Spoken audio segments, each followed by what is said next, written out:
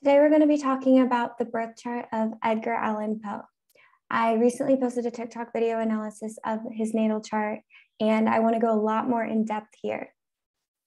So we're going to take a look at the birth chart. We're going to cover all of the major parts. We're going to look at the asteroids and see the story arc here. And as I go through, I'm going to walk you through how I personally read charts. So if you're interested in learning, I'm going to show you some of my methodology. So starting here with the birth chart, always helpful to start with the ascendant. This will give us a grounding and a basis for what's going on with everything else in the chart, setting up our houses, setting up our angles. So the ascendant here is the persona, and this shows us that Edgar had a scorpionic presence. We are aware of this. And that was really what he was growing into. That was his instinctive self and his reaction to things in the world. And Scorpio is the sign of transformation. It's a sign of death. It's a sign of letting go of things. It's a sign of rebirth as well. But scorpionic topics are considered the hardest of the zodiac because it is the piece of the zodiac where everything that's been built in the first part of the zodiac up to Libra is destroyed and let go of. And it's relating to two malefic planets, which is Mars and Pluto. And so we can look to the rulers of the chart to get a little bit more specific information. Scorpio rising people have a very notable persona. There's a certain charisma and also a power to the way that they carry themselves because they have this energy of Pluto, this heavy hitter, and also of Mars. Their presence is notable. It's a fixed water sign too. So there is this sense of there being some withholding, something that's going on beneath the surface that's not quite shared with people. And I think that we see that very strong in Edgar's life, as well as his writing, where he very much went into the depths. So looking at the two chart rulers, we'll start with the traditional chart ruler, which is Mars, which is very interesting, by the way. I'll talk more about this later on, but Pluto wasn't actually discovered at the time of Edgar's birth or death. So an astrologer back then looking at his chart would not have been able to see what was really going on here. And I'm going to talk about that with Pluto, which is very fascinating. But Mars would be the traditional ruler of this chart. Mars can be kind of a little demon there in the 12th house. When Mars falls in the 12th house, it is this almost action, aggression, or tension. It could be an anger in the house of what's hidden in the subconscious mind.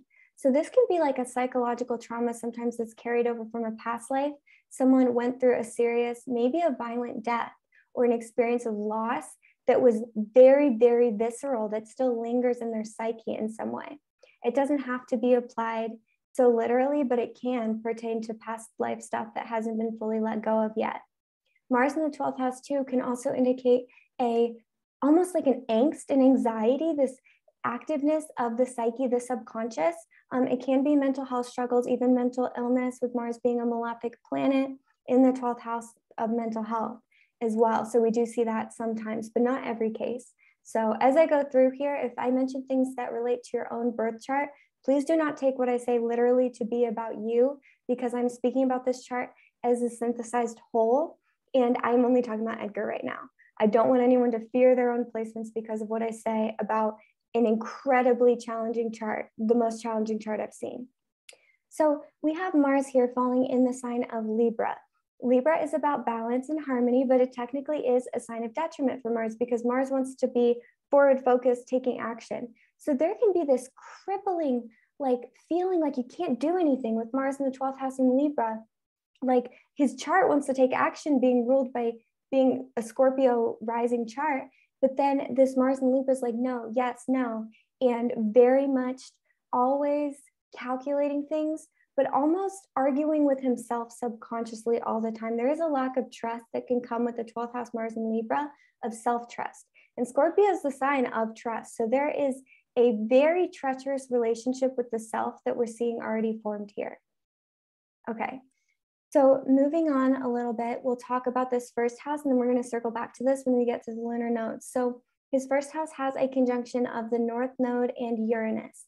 And Uranus in the first house can indicate sudden changes to the body, sudden changes to the health state, which we do know that Edgar experienced that. It's like healthy one moment and then some horrible disease another moment can be a manifestation of that.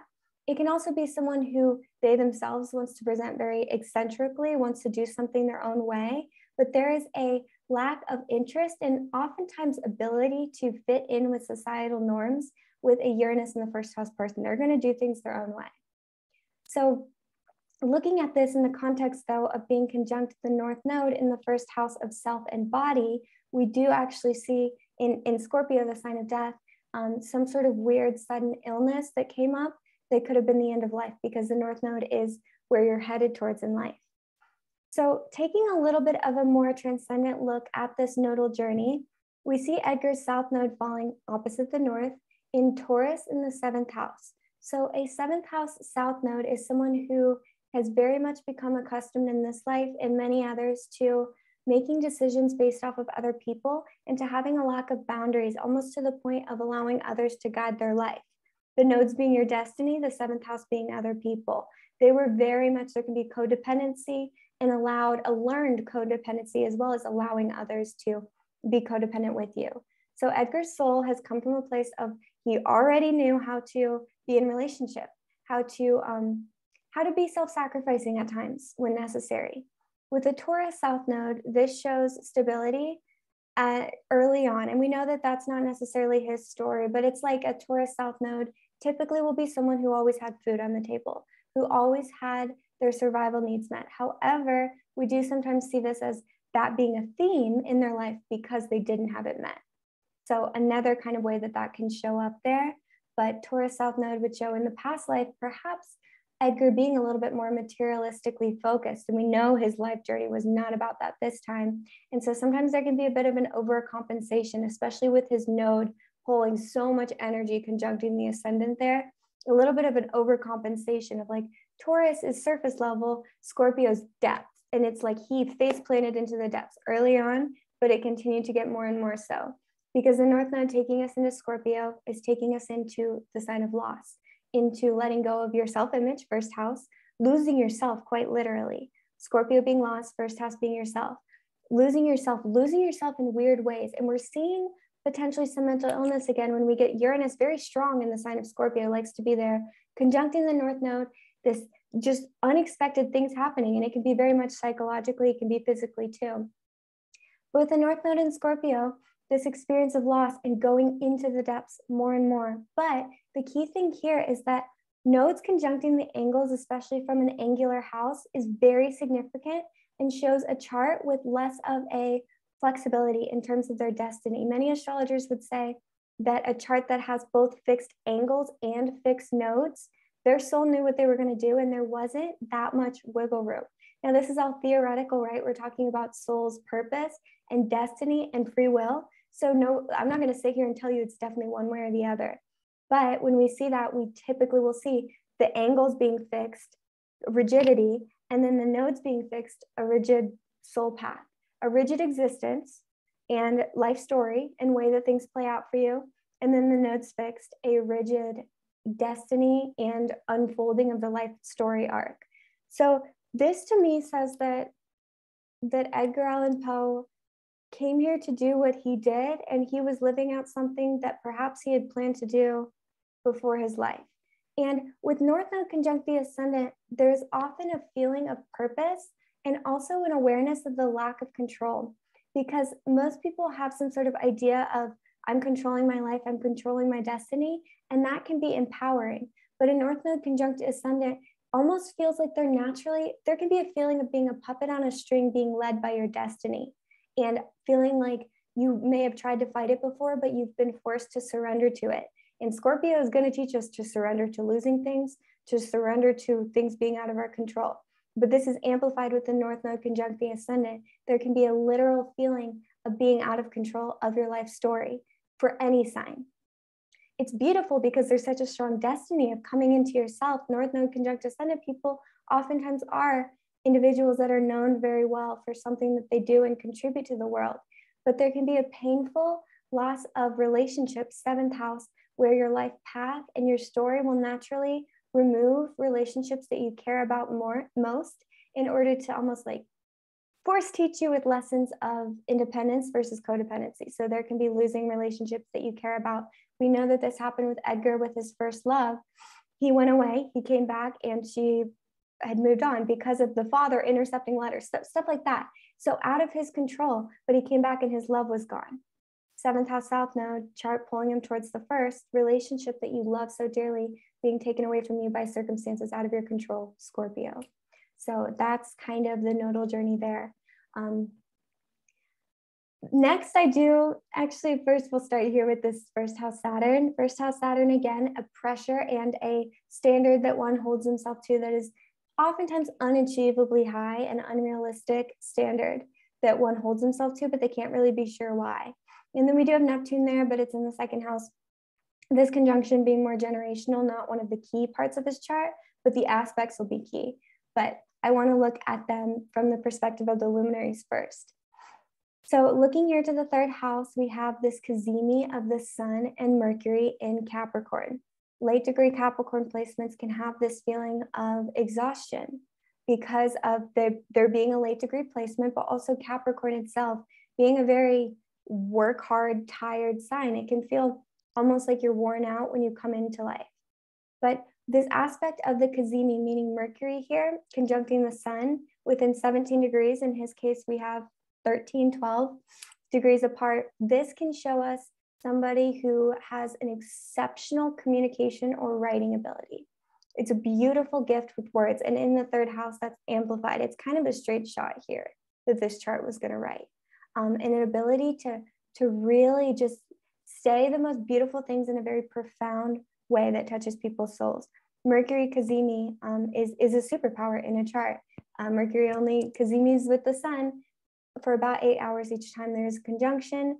So every time Mercury conjuncts the Sun. So with this aspect, it's like a chart that has it will be rare and exceptional. And especially from an evolutionary astrology perspective, it's not an accident. There's a reason that they have this exceptional aspect in their birth chart. So the Sun here is actually squaring to the ascendant most strongly here. We do see a square between the Sun and the ascendant. And so even though they're out of sign square, right? So technically the sign of Scorpio would be here squaring Aquarius, but the late degree placement, conflict of the self and how the self is presented. It is a very private, but also there is this desire to do good in the world and to do what you feel like you're supposed to do that Edgar had. He wanted to fit into society in some ways, but then he had this Uranus 1st house crazy ascendant thing going on. But look at the Sun being trying to its ruler. We have Saturn right here. So there was, or excuse me, a sextile. So there was a strong desire to achieve something, to make something of himself, this longing for that. But what we have next is this 4th house, specifically the stellium, that was the solidifying factor for me in saying this is the hardest birth chart that I have seen. Because we have an exalted Venus in Pisces conjuncting the moon in Pisces, conjuncting Pluto, conjuncting Jupiter in domicile in Pisces. So having the two benefics in the one sign that they both love to be in together, which is Pisces, is considered very beneficial. Blessings and opportunities come to you. And we do see this in Edgar's life story because I believe because of the fact that he was actually recognized for his writing while he was alive. And that's pretty rare for the great literary or even artists of any kind, especially older ones. There's oftentimes a delay there, but not in his case. He did achieve some recognition in his life. However, with the moon being in the sign of Pisces, this is in many ways the most sensitive moon placement because Pisces is about the bridge between the physical and the spiritual world. So it's a very psychic moon sign, but you are receptive to everything on interdimensional levels. It's not like how, for example, a Cancer moon is very empathetic to the feelings of the people around them directly. A Pisces moon is picking up on interdimensional psychic energetic information all the time, and it's relating more modernly to Neptune, which is boundarylessness, literally no boundaries. And so Pisces moon is feeling things all the time. There's an incredible artistic gift that comes with the Pisces moon. We see it in many great musicians, poets, songwriters, painters. The Pisces moon is very, very, very artistically gifted. And in his case, conjuncting at the same degree to a Venus in Pisces, this is undeniably straight shot. This is someone with artistic gifts. incredible artistic gifts, unmatched, truly. They're at the same degree. This is a loud placement. And I'm focusing on these conjunctions because conjunctions are the strongest aspect in astrology. So I will always go to a conjunction, especially of a personal planet, before I'm going to look at other aspects. And in this chart, this conjunction is the focal point of his chart because of the fact that Pluto is the modern chart ruler. So it's pointing us down here to this conjunction already, which with this Pisces moon and these two benefics being so strong, like it's already running the show, but then Pluto's like, this is it. So Pluto conjuncting the moon is an incredible emotional depth, but it's an intensity. And Pluto is the planet of death, of the soul, of shadows, of the underworld, literally. Pluto's lord of the underworld. And when you have that conjuncting your moon, you feel these like earth-shattering emotions all the time. On a daily basis, you are connected to the shadows of life. You are connected to the shadows of yourself. You are connected to the darkest dark, basically. And there's a pain there. But what's incredible about this chart and so hard, like it really, this is a hard chart for me to go into as an astrologer here. Pluto conjuncting the moon in Pisces. Pluto hasn't been in Pisces since 1823. So nobody alive today has a Pluto moon conjunction in Pisces.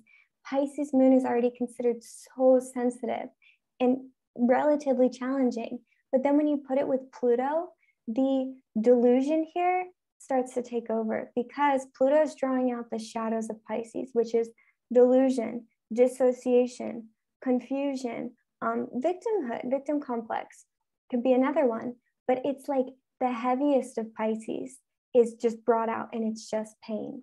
And then with Venus being involved and there being a strong sense of aesthetics, but it leading us right into Pluto, this is equating beauty with pain and vice versa. The pain, the Pluto, you could not get away from it. And it's fascinating to me because an astrologer in his time would have looked at this chart and seen a Venus, Moon, Jupiter conjunction in Pisces. That's great. But we found Pluto, and Pluto is unbelievably running the show of this chart. It took all the lightness and made it dark, but then Jupiter's still there to blow it all out of proportion. There's a magnifying glass on this Piscean sensitivity, and we can feel that in his writing. But he was one of the first people to write in a way where the victim wasn't, or excuse me, the villain wasn't some scary monster out in the world, but the darkness, the capacity for darkness within each individual human. And that's how it cuts us to the core. And that's how the Cazimi in the third house is working with this, because Pluto moon, he knows the darkness inherent, the shadows inherent in every single human being. He knows his own shadows. He fears them likely, but when he plays with them, when he dances with this Pluto moon shadows, he gets Venus, art, Jupiter, success, ultimately, as it leads us into the stellium. But he was aware of the darkness of man, and his purpose here was to make art that saw into people in a way that people don't want to see into themselves.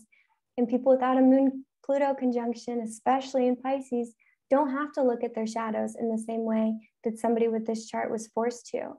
And so this is this drawn out agony, but also ability to say to the reader, I see you, and there's darkness within you, and there's darkness within all of us. That was just absolutely profound. And it still shakes people to their core to this day. And that's what's remarkable about this chart, is that none of us know what it's like to live with a Pisces moon conjunct Pluto, but it's agony. And many great artists came from this time in history. And a lot of them are what we'd call tortured artists because of the fact that there was something about their art that's like, oh my God, so beautiful, Pisces. Oh my God, so painful, Pluto. And kind of like weird and scary, because Pluto is something that we subconsciously are rejecting. We don't want to look at the dark. But then these people here present us the dark through their art in a way where we're like, it's kind of like a car crash. You can't look away, but it's hard to look at. But some people who also had some sort of scorpionic instinct or a Pisces instinct, but really that scorpionic, dark desire to know the depths and to see into the truth, but also having that same fear of the self and the ability for evil that every person has within them. That is the kind of person that Edgar's writing was like, oh my God.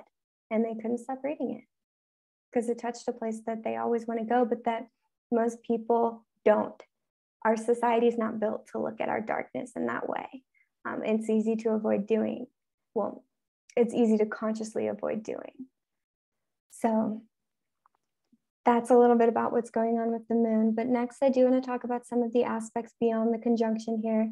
We have the moon-Pluto stellium, everything here squaring to Saturn. It's a loose square, quite honestly, but it is also squaring to Neptune, and this one is closer. So the delusion of this chart, and we're seeing mental illness. There is listen, I would never look at a stranger's chart and say, mental illness, no mental illness, but this is showing us all the things we'd look at for mental illness in a birth chart, because Neptune's there confusing everything. And this is adding even more delusion, but it's also Pluto and Neptune being involved takes away the sense of time. And he has that in his writing. You can feel this, I am in agony, I am suffering, and no awareness that it will end, no awareness that life will end, but also being constantly aware that life will end.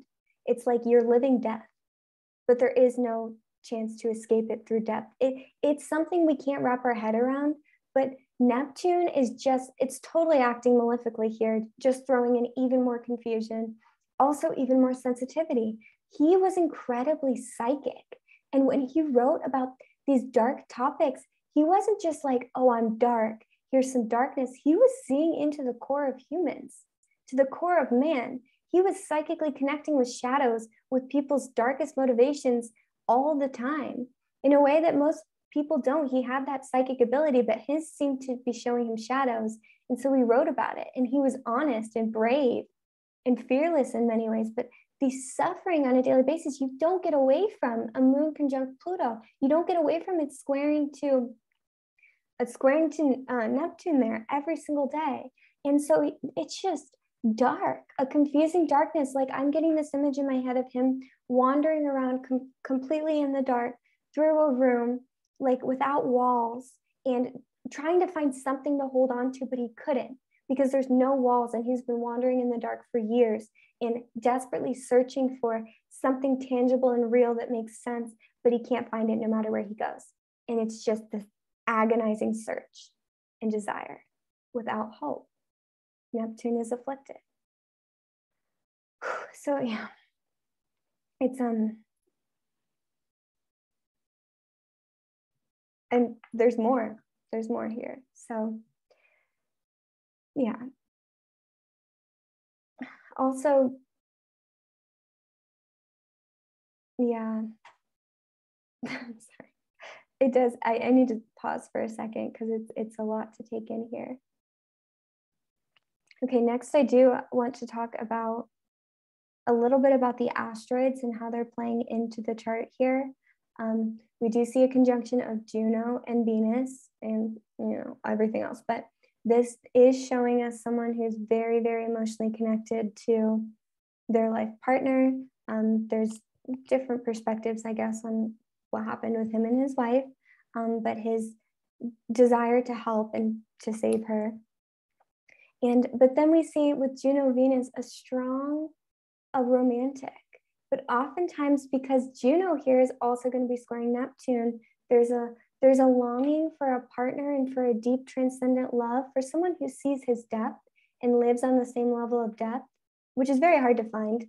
Show me another chart like this. It's very hard to find someone who lived on his level of depth, but he was always searching for it, and he wanted that. And sometimes that Juno Venus coming together can be like this searching for your other half to complete you. And then Pisces so much is like, oh, I need my love, I need my savior. He wanted to be saved, even though Capricorn was like, absolutely not. I got this. I'm going to do this on my own.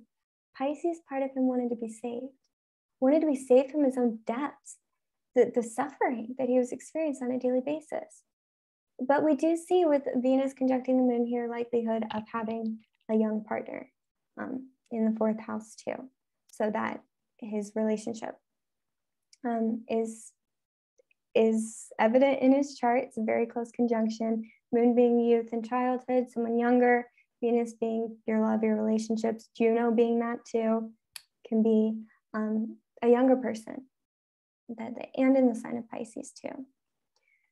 So one other thing that is very notable about this chart, first of all, I want to say with the dominant signs being Capricorn, Scorpio, and then Pisces, those are in many ways the heaviest signs of the zodiac, with Capricorn being pure Saturn energy of just work hard, grind, life's kind of meaningless sometimes, life is hard, get up, put one foot in front of the other, constantly trying to create something, be something of value, please Saturn. Scorpio being literally death, destruction, loss, like the depths, the darkness. And then Pisces being this like this dark area that I kind of mentioned before, that Neptunian wandering around through the dark. Pisces is so beautiful and connected to unconditional love in other realms. But here's the thing is that, who's to say, right? But I see it as like, if you put a Pisces into a beautiful, happy world, they will just be amplifying the love everywhere they go. They will be oozing love and compassion for all beings. But if you put a Pisces into a world suffering, the way that this planet has been for millennia now, there's beauty here too, right? But the suffering of the world is something that the Pisces will feel, and they won't be able to not feel it because they have Neptunian boundaries psychically. They're feeling, they're perceiving. And to have that with Capricorn and Scorpio, the heaviness of this combination is unlike anything else. You can't get, especially with the winter signs of Capricorn and Pisces there, it's just heavy. Now we get into the fact that oftentimes what's lacking in a chart can show us just as much, if not more, than what's there. I'm going to say just as much for that. But Capricorn, Pisces, and Scorpio are negative polarity signs. They are yin signs. Traditional astrology called them feminine signs. They are the receptive signs and the inwardly focused signs. The inspiring, action-taking, and excited signs are the air signs and the fire signs. Besides a Mars in the 12th house, so very hidden Mars, he couldn't connect with his Mars very well. Mars in the 12th house in Libra, we have no positive polarity personal placements. All yin, all heavy, heavy, heavy, heavy, but there was no fire to pull them out. If there was, say that Mercury was in, I don't know, maybe not Aquarius, but say it was a little bit back, Sun was back, and we had a Capricorn Sun with a Sagittarius Mercury, even though Mercury's, I'm getting theoretical here, but even though Mercury is considered to be in its detriment in Sagittarius, that fire probably would have led me away from calling this the most difficult chart I've ever seen. But we have no fire. We have very little air, hard to connect with. It's heavy, heavy, heavy. It's going down, down, down, down, down. As time passes, it just sinks deeper, this chart. It just gets harder. It's like trudging through the mud, but there's more and more and more mud. Like you're going into even deeper mud, basically going down into it, being slowly covered and submerged with it, with the heaviness. And this does show us some, this is the element table, by the way, for anyone who hasn't looked at this before. But this does show us here some asteroids, a vertex, midheaven, and then 2 outer planets being in fire signs. That's great, except for the fact that both these outer planets are afflicting his inner planets. So he's not really getting a fiery boost. Also, we don't sense our outer planets as much because of them being generational. Everybody born around the same time of us will have that. So he's not really feeling any fire from that. He's just feeling pressure and confusion. He's just feeling Saturn and Neptune on his Pisces stellium. And then we have the air, very strong lack of air. We have Chiron in an air sign. We do have that, which actually I'm gonna go over Chiron before we wrap up. I think I've been going for a little while here now, but I'm flowing with this chart and we're in it. So With this lack of fire and air, there was no inspiration, fire, insight, air, optimism, fire plus air to pull him out of it, the heaviness. One more thing I want to mention is the fact that, I think I've said that a few times, but a really important thing to mention though is the relationship between the sun and the moon in this chart. Because since the moon is less than 45 degrees away from the sun, he was born under what we call a new moon phase. And people born under a new moon phase have this numinous quality to them. There's something divine, like they're very psychic, obviously, or oftentimes, but also very much like this presence that just draws people in, like they know a secret that you don't know. That's kind of across the board for new moon babies. Of course, Edgar had that in spades, but they know something, they see something. But new moon people can tend towards being more morose and more sad. When you take the perspective of the conditions of the birth indicating your personality and life story, we can think about the fact that at the time of birth, a new moon baby, there's no moon out in the sky illuminating the world, or in his case, a little sliver, but nothing huge. It's not a full moon. He was also born in the middle of the night, 1 a.m. He was also born in the winter, Capricorn sun. There is a lack of light at the time of birth that's like a triple whammy of kind of this sadness, this morose, this like inner melancholy. I'm not even going to say agony for this one. It's a melancholy that's inescapable that becomes agony. It's almost like some of the stuff here with the afflictions is acute pain, right? Uranus stuff, all of these planets is acute suffering he felt. But underneath acute suffering, we see a constant chronic melancholy. So that is, very important part of this chart here. The last thing I'll mention, because I think I'm going a little long here, is the Chiron placement, because his Chiron is incredibly significant in his chart. It is the only placement squaring the North and South node, which in evolutionary astrology is considered a skip step or something that we have to do in this lifetime that we haven't done before or that we meant to do before. It's like it's flagged in our life story. So with Chiron squaring the nodes, deep pain and a needing to integrate and communicate, third house Aquarius, his pain and suffering with others. But he had to feel his pain. You can't go around it. With lunar nodes like this, it's a square. You have to go through it. And then you get to the North node. But he had to feel the pain and agony and suffering. This is almost doubling down on everything I've already mentioned. His pain was a key part of his path. And sharing that with the world in the third house through his writing was also a key part of his path. But the destiny in this chart is very strong. It looks like Edgar's soul came here knowing it had a big, heavy mission, and he delivered. And I think that's the most beautiful and respectable thing that a human can do. So a really, really hard and really beautiful, but very challenging chart. And I really just tip my hat to a soul that took this on. So I'm going to wrap up there. Thank you so much for your interest in checking out this reading. I would love to do more of these in the future. If you're interested in another celebrity's chart, please let me know. And if you have any feedback about this, you can let me know that too. I use several different techniques. We mixed some modern, traditional, evolutionary, even a little bit of Hellenistic techniques here, and looked at the chart as a synthesis as a whole. So thank you for being here and sending much love.